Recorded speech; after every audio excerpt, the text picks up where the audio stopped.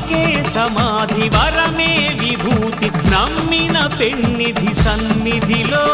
కులమత మెరుగని కరుణకు నెలవుగా వెలసితివయ్యా ఈ భూమిలో కర్మ ఫలమనే భిక్షాటనతో భక్తుల పాపములడిగితివి జ్ఞాన స్ఫూర్తితో మోక్ష దీక్షతో పతిత పావనము చేసితివి జనన మరణముల పదము తెలుపగా యుగ పురుషుడివై వెలసితివి అగణిత గుణగణ చరిత లిఖించగ మహాశక్తిగా నిలిచితివి చిన్మయ రూప శాంత స్వరూప సకల దేవతా మణిదీప